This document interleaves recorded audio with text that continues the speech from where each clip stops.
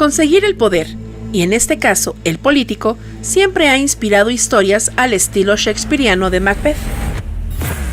Esta serie, ambientada en Washington, D.C., cuenta la historia de Frank Underwood, un demócrata del 5º Distrito Congregacional de Carolina del Sur y coordinador de la mayoría de la Cámara de Representantes de los Estados Unidos, quien tras su intención frustrada de acceder a la Secretaría del Estado y con aspiraciones a la presidencia, decide vengarse de todos aquellos que le traicionaron.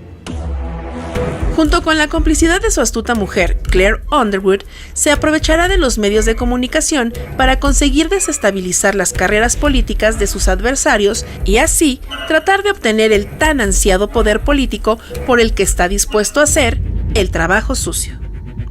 De presidencialismo, manipulación y poder se hablará hoy en Cultura al Derecho. Bienvenidos a una emisión más de Cultura al Derecho. Mi nombre es Diego Guerrero y el día de hoy vamos a tratar una serie que nos va a llevar a conocer cómo se lleva la política en Estados Unidos, cómo es el Congreso, pero también conocer mucho más allá y cómo también lo podremos incluso tropicalizar y entenderlo desde cómo está funcionando el Congreso en México. Y para ello nos acompaña un catedrático, un experto de la Facultad de Ciencias Políticas y Sociales, Kenrick Puente Martínez. Bienvenido a este programa, mi querido amigo. Querido doctor, muchísimas gracias por la invitación. Es un gusto estar contigo y con tu público. Platícanos sobre House of Cards, que vamos a tratar el día de hoy. ¿Por qué elegiste esta serie y qué llamó la atención de la misma? Bueno, como ya bien lo dijiste, House of Cards es una serie que genera polémica, sobre todo porque nos hace reflexionar a nosotros mismos sobre la naturaleza de la política y cómo la construcción de los personajes, en este caso, bueno, vamos a profundizar en eso, pero como el personaje principal es un villano, pero también es carismático y le genera cierta simpatía a quien lo observa, y creo que eso sucede con la política en general. Nuestros políticos, nuestras políticas son a veces villanos, pero también son carismáticos y votamos por ellos. En ocasiones los reelegimos o les aplaudimos, pero también los castigamos, y esa es la naturaleza de la actividad política. Yo creo que representa muy bien un poco de la política, pero también de cómo somos nosotros. Ahorita que lo mencionas sobre si son héroes o villanos, y bueno, en la vida, no, si vemos la historia, pensaríamos, hemos catalogado a algunos personajes como héroes y hemos catalogado a algunos como villanos. Y la verdad es que se realiza una actividad como es la política. ¿Qué características tiene en un momento determinado un político? Ahorita ya que lo mencionas, de entrada el carisma, ¿no? Para poder ganar parte del electorado. A veces se vuelve villano, como también lo mencionas. Generalmente uno dice, híjole, es que cuando lo vi en el aeropuerto me acerqué a él y se quiso tomar una foto conmigo y muy amable. Siempre, a veces hacemos esta referencia, pero la realidad es que es parte de su trabajo. Él no puede estar enojado en un momento determinado, o sí lo puede estar. ¿Qué características tiene el político y si son similares a las de Estados Unidos con el de mexicano?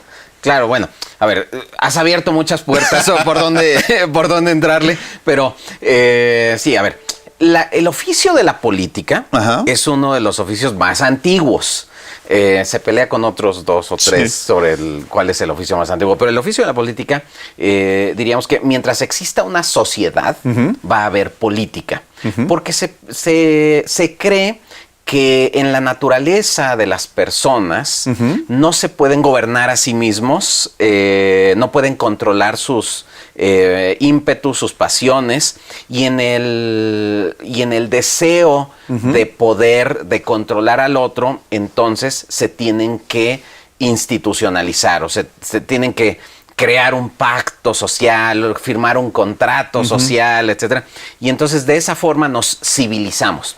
La actividad política entonces es una actividad civilizatoria, porque nos permite avanzar como sociedad y darnos reglas y tener certidumbre sobre el comportamiento de los otros. Saber que si alguien me agrede, pues habrá una infraestructura institucional que sancionará ese comportamiento, y que existen instituciones que tratarán de institucionalizar a las personas que no se adecúan a esas expectativas. Para eso existe la escuela, existe la cárcel, existe el manicomio, o sea, son instituciones que son eso, una institución.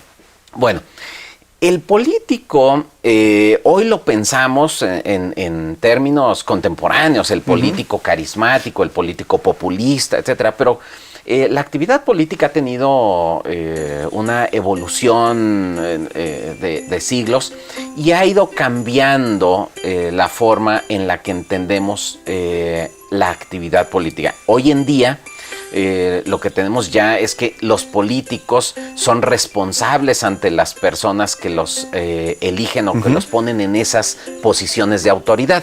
Antes no era así, es decir, pensemos que pues, la democracia no era como hoy la conocemos, es decir, los legisladores, los políticos no rendían cuentas como hoy lo entendemos, ¿no?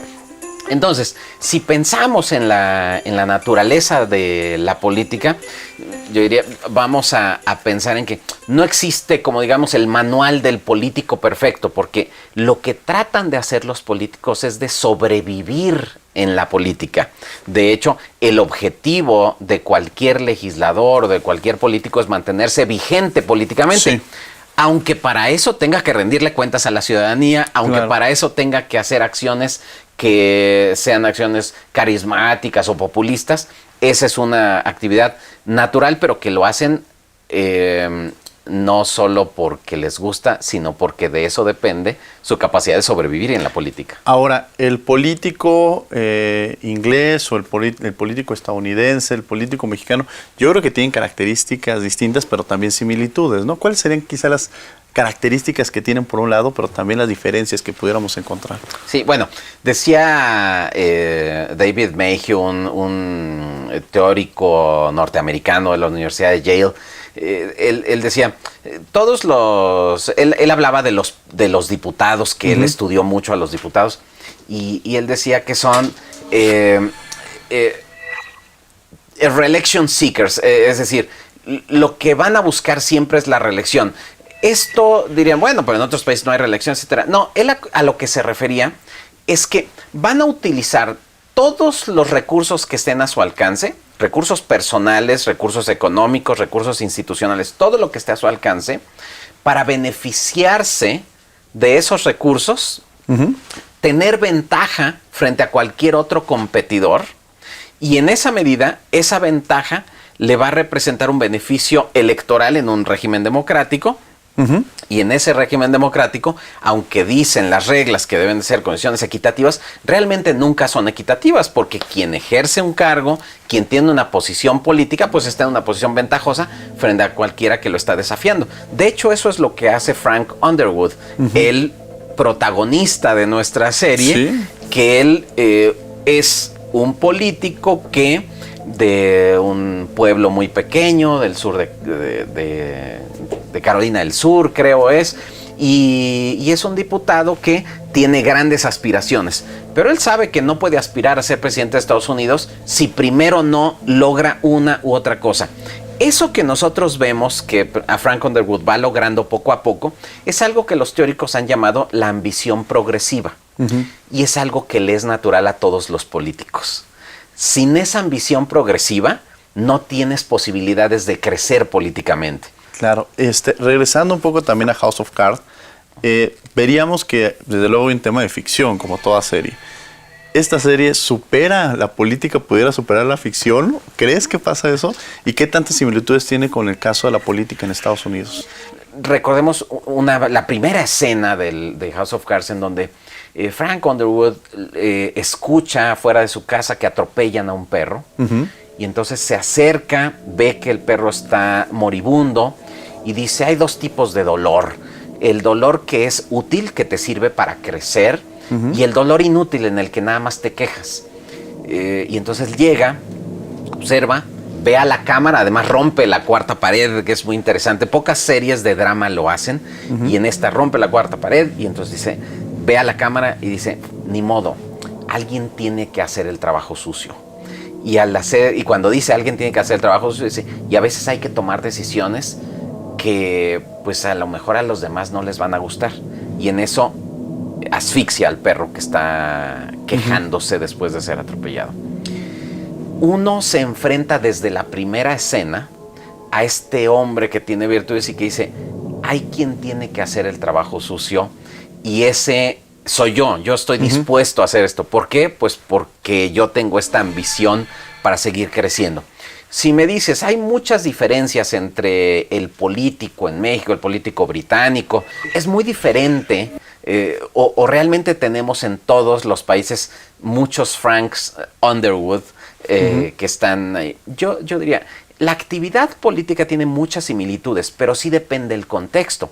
Es decir, por ejemplo, en los Estados Unidos, en la Cámara de Diputados hay un comité de ética que es muy respetado, en el que ningún diputado o diputada quiere caer en manos del comité de ética porque las sanciones pueden ser muy altas.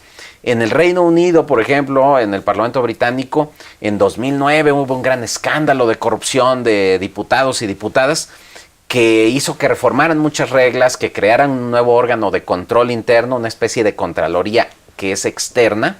Y en esa nueva organización del Parlamento británico, ahora tienen mecanismos que incluso han llegado a encarcelar a diputados y diputadas.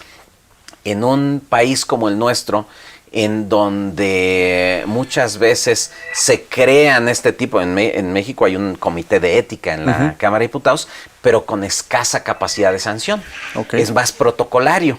Entonces, en México no ha habido un solo caso que resuelva el comité de ética en donde sancione a un legislador por su comportamiento.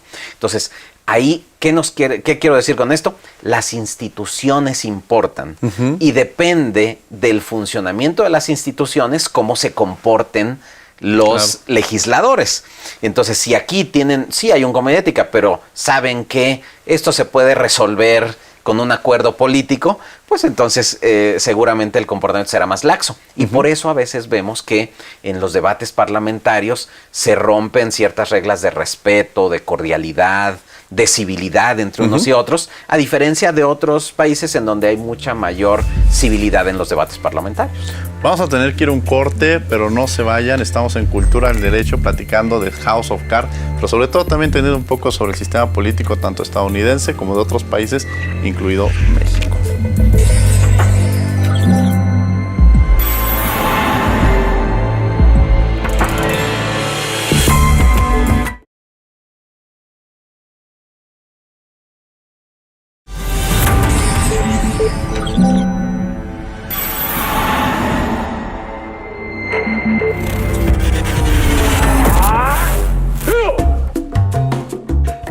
Presidencialismo. Este sistema de gobierno en que uno de los poderes del Estado recae en una persona, quien es presidente de la República. Este presidencialismo lo podemos ver ejemplificado en la serie House of Cards, serie norteamericana en la que los personajes principales, Francis y Claire Underwood, mueven los hilos de la trama con intrigas y traiciones para conseguir y retener la presidencia de los Estados Unidos. Este presidencialismo norteamericano es muy similar al que tenemos en nuestro país, el presidencialismo mexicano, con los leves matices de que el presidente mexicano tiene una notoria hegemonía sobre los demás poderes de la República.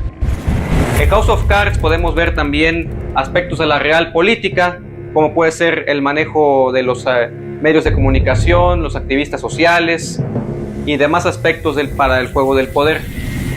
Si has visto alguna serie relacionada con el tema del presidencialismo, háznoslo saber en las redes sociales.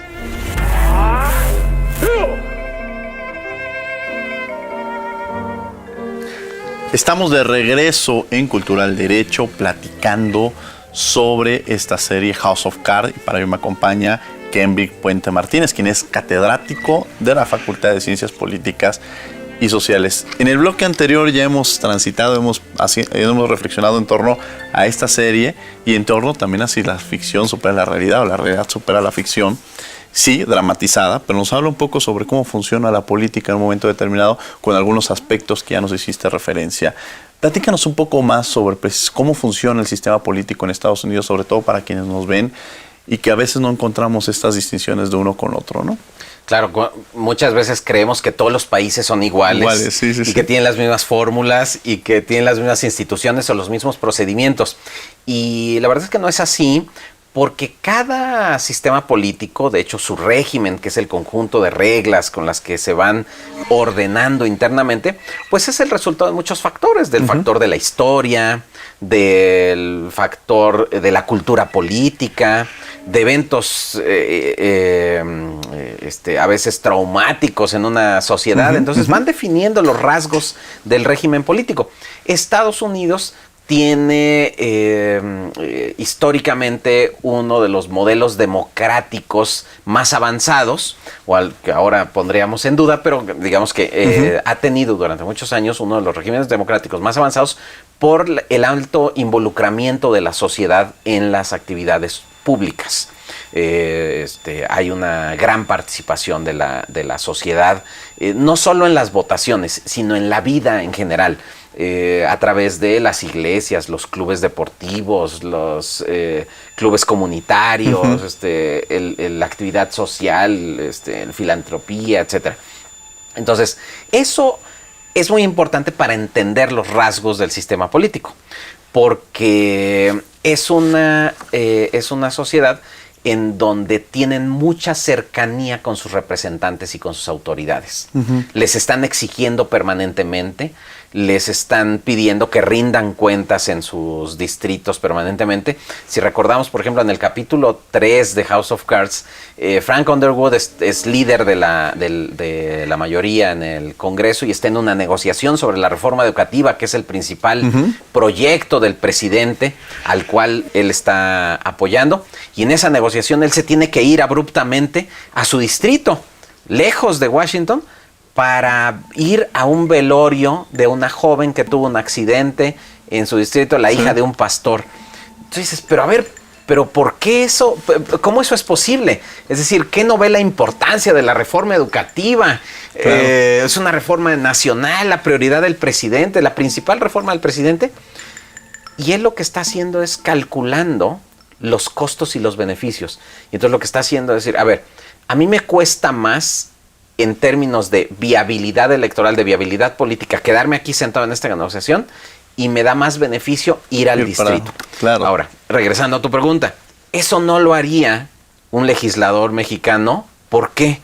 Porque en México no depende su candidatura del voto de unas elecciones primarias en tu distrito. Depende de tu cercanía con los dirigentes nacionales o con el jefe político de tu partido político. Y eso habla de la diferencia en los rasgos. Claro. El presidencialismo norteamericano lo que tiene es esa gran participación y esa autonomía de los legisladores. Como tenemos un presidente de Estados Unidos, tenemos una vicepresidencia que además es presidente del Senado de los Estados Unidos, y tenemos una Cámara de Representantes donde el líder es el tercero en la línea de sucesión en caso de ausencia del presidente, vicepresidente y después el líder de la mayoría. Ese líder de la mayoría, en este caso es Frank Underwood, y él ve como la ruta de llegada a la presidencia. No lo está viendo en primera instancia a través del voto y de desafiar al presidente. Claro. Está viendo cómo construye las alianzas al interior del grupo político que tiene el control, lo que teóricamente en ciencia política llamamos la élite política. Entonces lo que está construyendo es una gran coalición de la élite política para tratar de llegar a la presidencia de los Estados Unidos, quitando primero al vicepresidente, que lo manda, lo convence de irse de candidato a gobernador porque no tiene posibilidades de ser presidente, y después debilitando la figura presidencial para que él llegue como presidente. El fin justifica los medios, porque lo veo mucho con Frank Underwood, ¿no? Que hace una serie de cosas con el fin de poder llegar a la presidencia. Todo lo que esté a su alcance, ¿se justifica en la política eso? ¿Se vale en este juego de la política? Bueno, ese es el gran debate de la filosofía política, porque y que no tendríamos una solución. Lo que sí es cierto es que en estos tiempos vemos cada vez mucho mayor cinismo en la política. Creo que podríamos decir, y perdón por lo poco elegante de mi afirmación, pero podríamos decir que vivimos tiempos miserables en la política, en el mundo, en donde la mentira no está castigada. Incluso la mentira a veces hasta es premiada. hay liderazgos populistas que claramente nos están mintiendo y sin embargo eso no les representa ningún costo político. Se ha documentado en muchos países donde hay liderazgos populistas que ascienden al poder convenciéndonos de que son la mejor opción para gobernar y que llegan por la vía democrática a gobernar, pero una vez que llegan al poder empiezan a dinamitar el régimen político, empiezan a limitar derechos, empiezan a minar la credibilidad de las instituciones políticas para personalizar el poder en una figura. Eso le pasó en Estados Unidos con Donald Trump y ha pasado en muchos otros países. Hay una parte que me llama mucho la atención que habla sobre la democracia y muchas veces se cuestiona si en Estados Unidos se vive en un sistema, digo, el concepto de democracia es mucho más amplio, pero en términos electorales a veces se cuestiona si realmente vivimos en un sistema democrático en Estados Unidos. ¿Es así?